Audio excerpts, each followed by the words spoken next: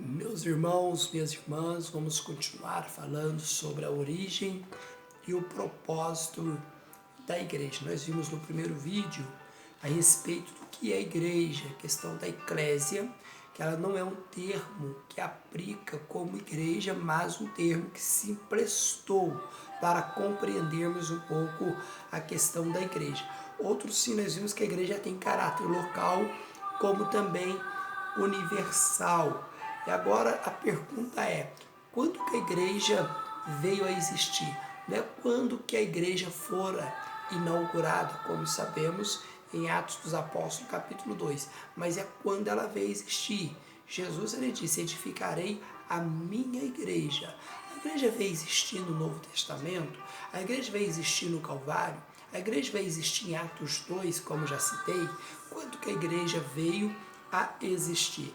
No livro de Efésios, capítulo 1, no versículo 4, está escrito: como também nos elegeu nele, antes da fundação do mundo, para que fôssemos santos e irrepreensíveis diante dele, em amor.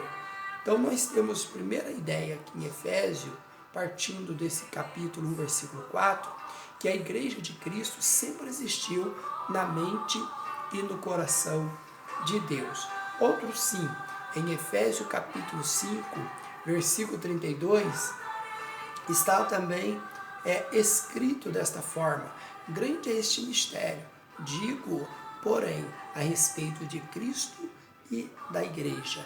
Então a igreja é chamada de mistério, uma linguagem comum na época de Paulo, tinha entre os cultos gregos romanos o culto mistério. Então Paulo utiliza esse termo e mostra que a igreja e Cristo é um mistério. Mistério que é algo a ser revelado. Então os profetas e outros falaram da igreja, mas não tinha concepção, a ideia do que era a igreja, porque a igreja seria revelada, e ela fora revelada através de Cristo e também no conceito da sua formação doutrinária, né? Outro sim, nós temos aí, queridos irmãos, que a certeza que a igreja existia antes da criação do homem é o propósito divino de remissão. Quando lemos em Apocalipse 13:8, vimos que Cristo era o Cordeiro morto desde a fundação do mundo, certo? Quando lemos 1 Pedro, capítulo 1, no seu versículo 19, diz que também que Cristo ele foi conhecido ainda antes da fundação do mundo. Então, a ideia que nós temos da redenção é que vem antes da fundação do mundo, que é a ideia que temos da igreja, que é o sangue de Jesus que nos purifica e nos constitui igreja dele, ok? Outro sim, a igreja, irmãos, também ela é composta de judeus, gentios e gregos, certo? Nós vemos esses três grupos em 1 Coríntios 10:32. A igreja do Senhor Jesus Cristo, ela não é judia, ela não é grega, ela não é pagã, ela é igreja, mas ela é constituída de pessoas que vêm do judaísmo, de pessoas que vêm do paganismo. Como? Através de Cristo Jesus, reconhecendo o senhorio de Cristo, arrependendo-se dos seus pecados, certo? E aí é o ato milagroso, né? Que Cristo fazendo nós ovelha de seu pasto. Olha que maravilha, né? Então nós temos aí que a igreja do Senhor Jesus Cristo, ela é composta de todas as pessoas, certo? Tanto de natureza, tanto de naturalidade, quanto também de classes sociais, como rico, pobre. Então é igreja, aos olhos de Deus, aos olhos de Cristo, não há acepção de pessoas. Pode ser que alguns no meio de uma igreja local, obviamente, faça acepção de pessoas, que não é legal, não deveria ter, mas tem, porque a igreja comporta seres humanos e nem todos que estão na igreja é igreja, mas aos olhos da Bíblia, igreja é igreja. Não importa se você é branco, negro, rico, pobre, certo? Não importa se você é brasileiro, se você tem outra naturalidade, não importa, né? Outra nacionalidade, importante que você está em Cristo Jesus e você é a igreja do Deus vivo, ok? Agora vamos falar um pouco da igreja, em questão, qual é o objetivo da igreja?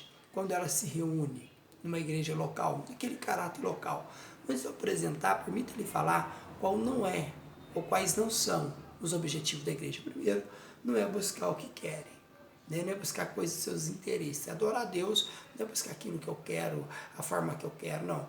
É buscar Deus, adorar, reconhecer a sua grandeza. Outro sim, não é entretenimento, não fazer da casa de Deus, dos trabalhos relacionados à adoração, diversão, de maneira nenhuma. Alegria e diversão, coisa totalmente diferente. Outra coisa, não é casa de show. Se você está procurando casa de show, artista, estrela, está no lugar errado, certo? A igreja não é para isso. E também não é self-service, onde você só come aquilo que lhe interessa.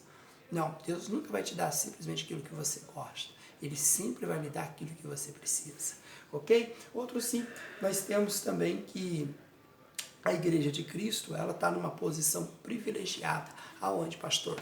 Nos lugares celestiais em Cristo Jesus. Você pode marcar Efésios capítulo de número 1, no versículo 3, diz que em Cristo Jesus nós somos abençoados com toda sorte de bênçãos espirituais nas regiões celestiais.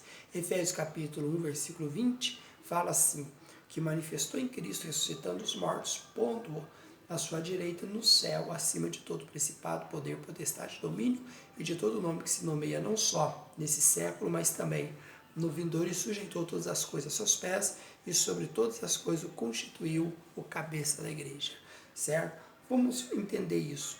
A Bíblia dá algumas referências sobre os lugares celestiais. Começamos com Efésios capítulo 1, versículo 3, o lugar de todas as bênçãos espirituais.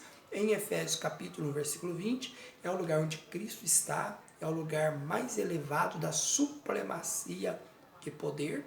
Nós temos Efésios 2,6, é o lugar onde espiritualmente, não é um lugar geográfico, mas um lugar espiritualmente onde o crente está em Cristo.